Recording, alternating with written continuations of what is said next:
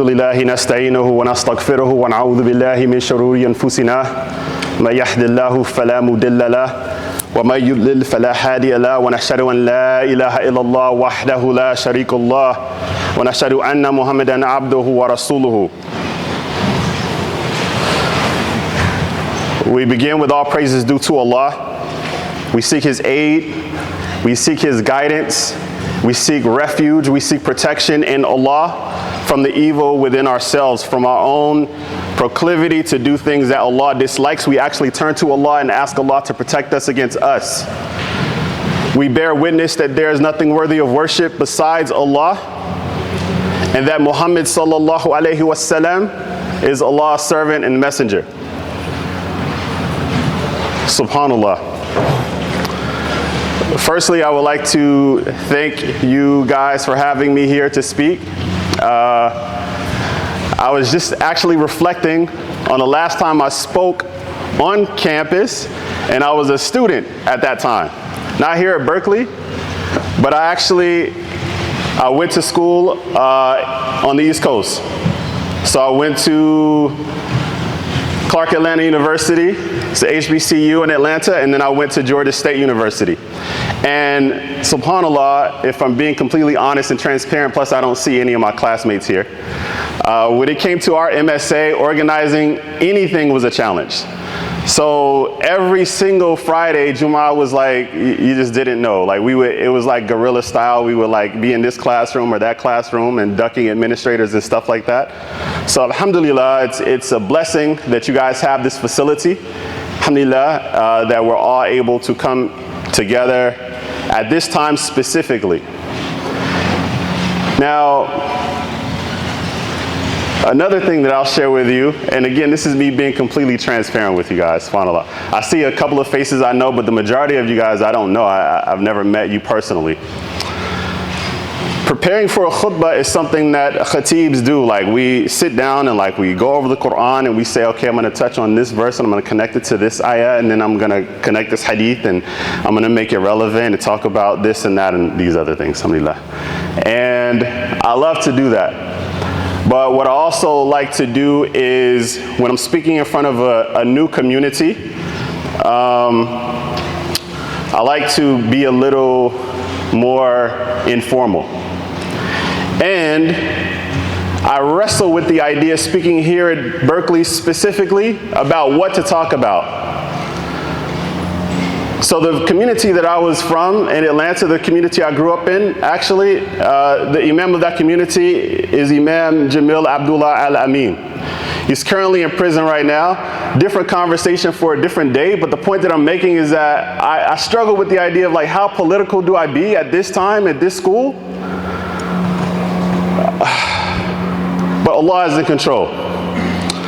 And as a Muslim, I fear Allah. And I encourage each of you to have the same sentiment. The distinction between you and I is that like, I'm not a student here, so I won't get into any trouble with anything I say. But I also want to make sure that I'm careful not to put any of you in a compromising spot. So I just want to clear the air. So let me dumb that down. So I want to go super hard today, but I'm not going to do it. I'm going to try my best to hold my tongue. SubhanAllah. There is the story that we have of Iblis and Adam at the beginning of creation of mankind. And subhanAllah, we're all very familiar with this story where Allah creates Adam and Iblis inspects Adam, and Iblis comes away with a critique.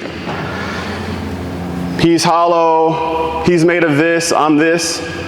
And one of the concepts we take away from this that I hear often repeated is this idea of classism, of racism even. I want to dig a little bit deeper into this story because, subhanAllah, we've heard that and it's important. But there is another factor to the story that I would like each of you to consider, and if you haven't considered it prior to today, inshallah, going forward, this will be something that you reflect on anytime you hear this story. Iblis existed before Adam, and when Allah created him, he was powerful, and he was obedient to Allah. He didn't disobey Allah. He was one of Allah's closest of companions, if we would say Allah has companions, like Allah is above that, but he was close to Allah. And then when Allah made this new creation, subhanAllah, something interesting happened. The angels had a question. The angels asked Allah, Ya Allah, are you creating something that will cause turmoil on earth? And Allah tells them, you know, I know something that you don't know. But when this conversation happened, Iblis was present.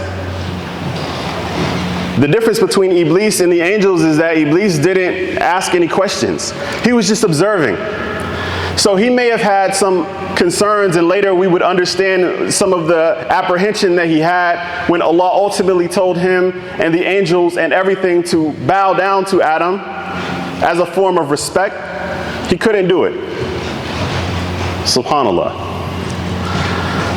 And again, when we look at this story, we're often reminded that he couldn't do it because Iblis felt that he was better than Adam. He felt he was better. In fact, Allah asked him, what would stop you from obeying me when I've given you an order directly? And I just like to pause and think about that for a second. Like, SubhanAllah, we all have to give ourselves an immense amount of grace. Rasulullah sallallahu alayhi wasallam, at his time, he referenced us, members of his ummah that would not see him, that would not hear his voice, and still hold on to the rope of Allah. And this is what we're doing.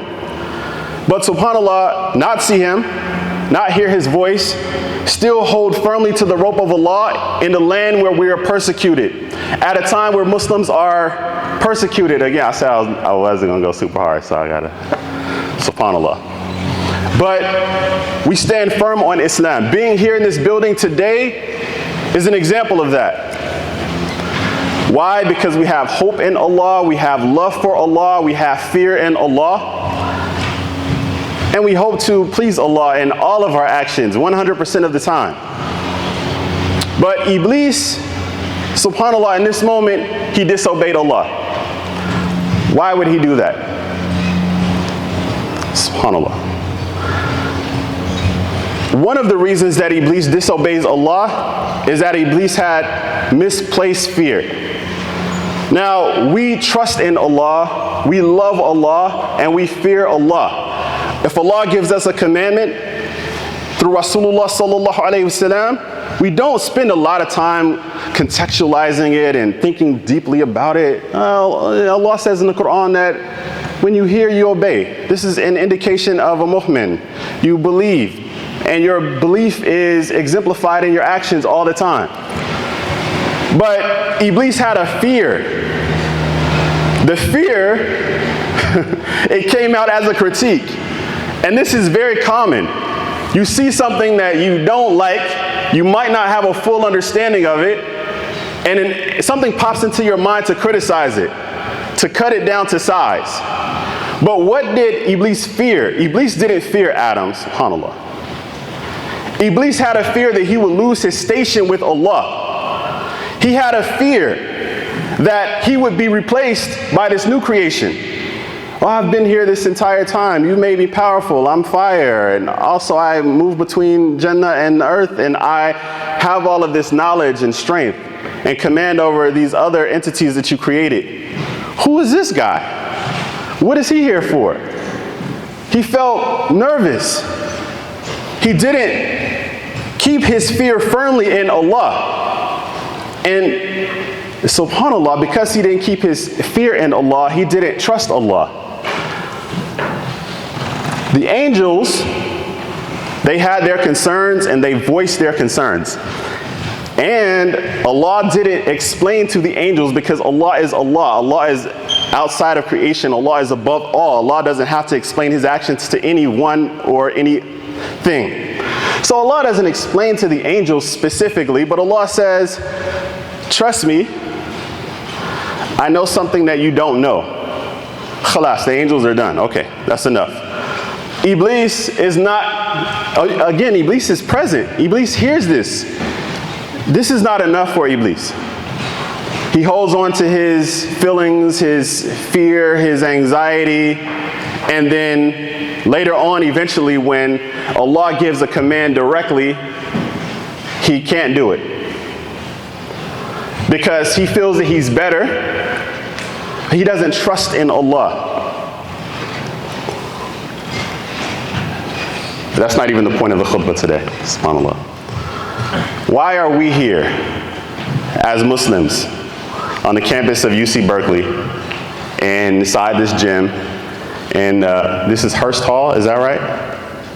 Yeah, subhanAllah. The irony of that is, again, that's a different conversation for a different day. But we are still gathered here identifying openly as Muslims because we have trust in Allah. Despite any potential scrutiny, in spite of any potential backlash. You guys are students.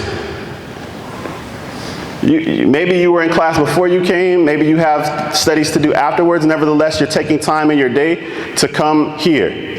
It's not about the khatib specifically. It isn't even about the room. It's not about the carpet. It's because we fear and we trust Allah, irrespective of the political climate. SubhanAllah. The other day we had a debate between the two political parties, the two candidates. Should I say their names? SubhanAllah. Donald Trump and Kamala Harris. MashaAllah. And I was reading an article today where Pope Francis, I don't even know why I'm saying these people's name. Pope Francis says, he's talking to the Catholics of America, and he says, you know, neither of them is a good candidate. Both of them are against life. Trump wants to deport thousands of people. Kamala Harris is okay with aborting thousands of people. Choose the lesser of two evils. This is what Pope Francis is telling the Catholic community in America. Choose the lesser of two evils. Oh, subhanAllah, I said I wouldn't get political. Man. It's important to be civically active. It is important to exercise 100% of your rights. The most important thing that you can do is what we're about to do, which is pray to Allah. And this is not a cop-out, right? Definitely, I'm not one of those people who, it's like, oh, you know, subhanAllah, persecution is happening and tanks are coming and they're locking students up on campus, just make dua. It'll be okay, just go to your room and make wudu and then make dua. No, I'm not, wallahi, I'm not one of those. Oh, I'm so not one of those. I'm actually surprised I'm here today speaking. I think some people don't know who I am. But I'm not one of those. But what I will say is that that's the most important, most powerful tool. This is what the Zionists hate about us as Muslims. This is what any potential enemies of Islam hate about Islam. They're not worried about us uprising. That's not the fundamental issue they have with us. They understand that Islam is a unifying force. They understand that Islam by its nature is revolutionary. And they have an issue with Islam. They study Islam. They understand the hadith. They read the Quran. They know what we know. But their fear is not in Allah. So they criticize. Do they not surveil us? Do they not go back and have critiques? Oh, we can infiltrate them this way. We can infiltrate them that way. SubhanAllah. Instead of, when confronted by Allah in a direct question, instead of turning to Allah and asking Allah for forgiveness, Iblis said, give me time. Give me time. And when Allah said, okay, I'll give you time, it wasn't even enough for Iblis. Iblis said, okay, and with that time, what I'm going to do is from now until the end of days, I am going to lead them all astray. And you will find them. Did he say disobedient? No. He said you will find them ungrateful. Ungrateful for what? All the blessings that Allah has provided them. They will be ungrateful. They will show their ingratitude in a multitude of ways. Brothers and sisters, wallahi, like what I want to say to you is that us just being here today is showing gratitude to Allah. us being here today is an act of revolution. I'm not saying don't take it further. I am saying be smart, be strategic, and fear Allah alone 100% of the time. In modern media, anytime they want to depict a Muslim, in recent times, it used to be different back in the day, a Muslim would be a person with a kufi or a long beard, and I was watching actually Back to the Future the other day, and the main enemies in the first Back to the Future were like these Libyans. So there's this scene where like, I'm not going to tell you the whole story. I don't want to spoil it for you. It's a 30-year-old movie. But there's a scene where these Libyans, right, these crazy Islamic terrorists are coming to attack the guys. And I'm watching this scene, and they're like talking to each other. They're supposed to be saying Arabic. The subtitles say Arabic. They're not saying anything in Arabic. They're just yelling some gibberish. But this was the stereotypical view of what a Muslim was. This was 30 years ago. It's the same today for the most part. But the difference is now, if you want to make it sort of a safe sort of scene, you show a Muslim woman in hijab. And a Muslim woman in hijab, this is the image that's being co-opted, it's being taken, it's being misused. But again, that's not what I'm talking about. What I want to do actually is remind all of you. See, as men, we have this unique ability in society. I could just take off this stove after I'm done and walk to my car, and no one will say that's a Muslim. But our Muslim sisters, subhanAllah, they make a concerted, conscious effort every single day before they leave their house to wear hijab, to visibly identify as Muslims. Do you understand what that feels like? The average woman in society, they say they feel uncomfortable. They don't feel comfortable walking down the street. They don't feel comfortable when they're out in public. They have this constant idea of a threat against them. Because they're women and this society is crazy and media perpetuates the craziness and all that. But nevertheless, our Muslim sisters are in an even more special, more protected group. So as Muslim men, it's our responsibility to protect them. Protect them against the enemies of Islam, but also to protect them against us. We have to be the best examples of Muslim men. That we have to protect them whether we're on campus, we have to protect them whether we're at the bus station, we have to protect them anywhere we see them. Vitally important. Because we have people who hate Islam. And unfortunately, our Muslim sisters become targets. And as Muslim men, we are not under that same persecution all the time, but we have to be fearless. The fact that we're in this room right now lets me know that everyone I see is fearless, inshallah. We have to continue to be that. Wallahi, that's what I came here to tell you guys today. To remind you that even at this point, when you're students, taking time out of your day to turn to Allah, this in and of itself is an act of revolution. This is something that our enemies hate.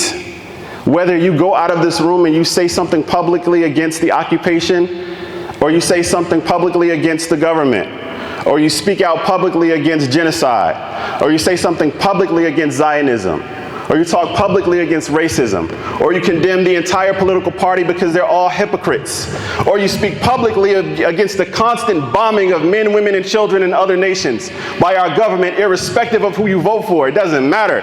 You say La ilaha illallah Muhammadur Rasulullah, you're a threat.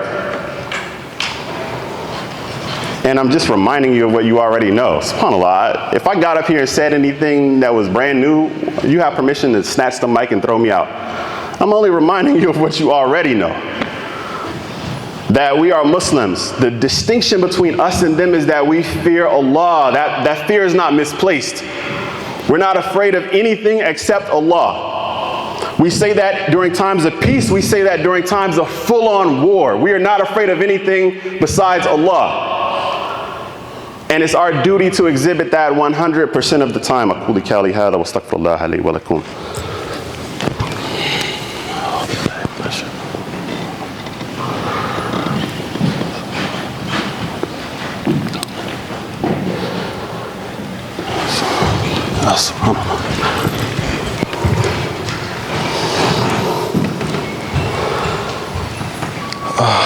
إن الله وملائكته يصلون على النبي يا أيها الذين آمنوا صلوا عليه وسلموا تسليما.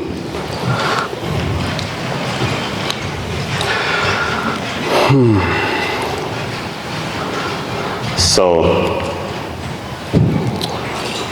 in this story between Iblis and Adam, Allah tells Iblis to get out. Let me back up a little bit. So first, Allah questions Iblis and says, what would compel you to disobey me when I've given you an order directly? And Iblis offers an excuse. Not an explanation, but an excuse. And then, when Iblis gives this response, Allah tells him to get out, to leave. And his response is even arrogant. It's the typical response that most people give in situations where they're wrong and they know they're wrong. They want to have a last word. So he says, I'm going to attack them. I'm going to make sure that all of them end up in hellfire. I will attack them and you will find them to be ungrateful. Where does Iblis say that he will attack us? He doesn't say that I'll attack them in the club. He doesn't say I'll attack them when they're on their date that they think no one knows about. He doesn't say that he'll attack them when they are completely in a state of haram. Iblis says that he will attack us on the sirat, on the straight path. The challenge that we have sometimes, I'm speaking for myself more than anyone else in the room, is that when we're on the straight path and when those challenges and those attacks come, sometimes we question whether or not Allah really loves us. We question whether or not we are on the straight path. Because if I was doing something that Allah favors, why is Allah allowing me to go through these challenges? Why is Allah not protecting me? Why do I feel so vulnerable? I talk often about the imposter syndrome.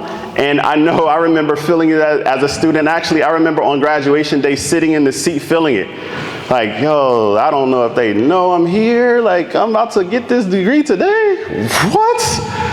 Whew. And it changed when I walked across the stage. I had it. But that syndrome, that anxiety is from shaitan. So it came back. After a week out of school and I couldn't find a job immediately, all that anxiety was there. But wallahi, when you feel this anxiety, when you feel that concern, when you feel that stress, rest assured that it is a sign that you are on the right path. It is a sign that you are doing the right thing. It isn't a sign that you should give up. It isn't a sign that you should let go. It isn't a sign that you should compromise. It isn't a sign that maybe you should leave Islam just for a little while because maybe I should test the waters. There's so many different faith systems out there and I'm just going to go to Bali and maybe I'll be going to do some yoga on the beach and do some other stuff.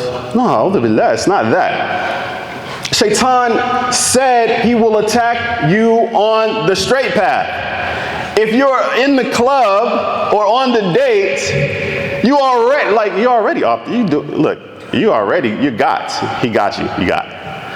You need to make tawbah.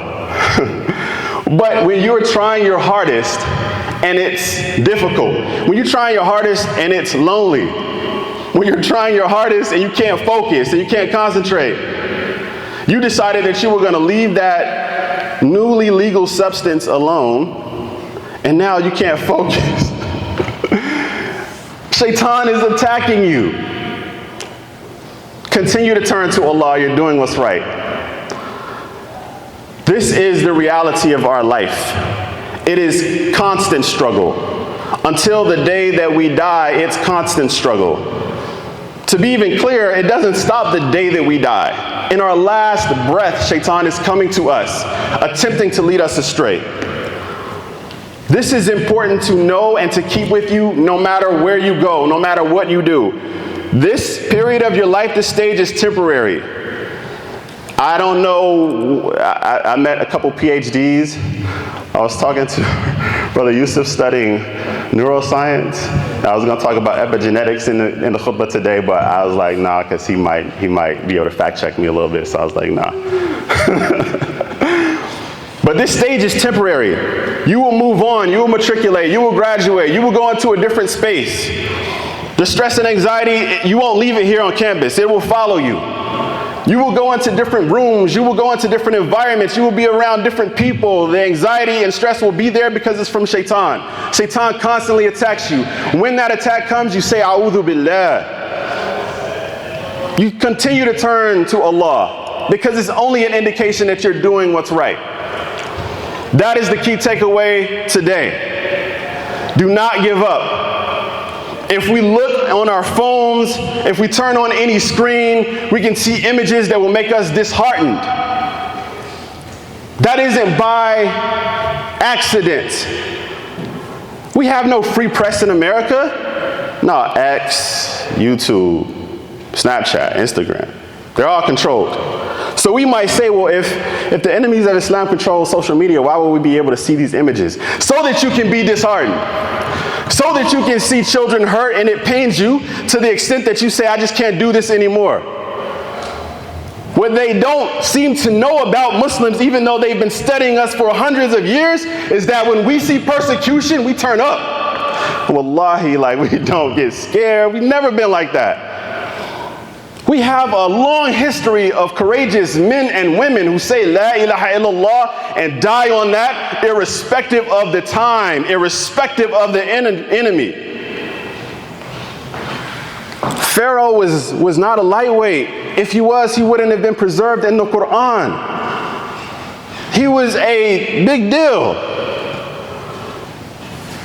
And we have enemies today who are trash. Can I say that? Is it okay to say that? Y'all gotta stay, I'm about to leave. Netanyahu is garbage. But Trump also is garbage. Kamala Harris is kind of garbage, especially in the Bay. If you know, you know. But our example is Muhammad sallallahu alayhi wasallam. Period. We fear Allah 100% of the time. The political cycle, it changes every 4 years. There's constant anxiety every 4 years. Oh, there's a new person who got to vote. What are we going to do? They're going to deport everyone, lock us up. Okay. If they came in this room to lock us up right now, what would we do? SubhanAllah. That's a different conversation for a different day. May Allah protect us all. May Allah strengthen our iman. May Allah protect the ummah. May Allah join us in Jannah as we're joined here today. And may Allah embolden our hearts with Islam.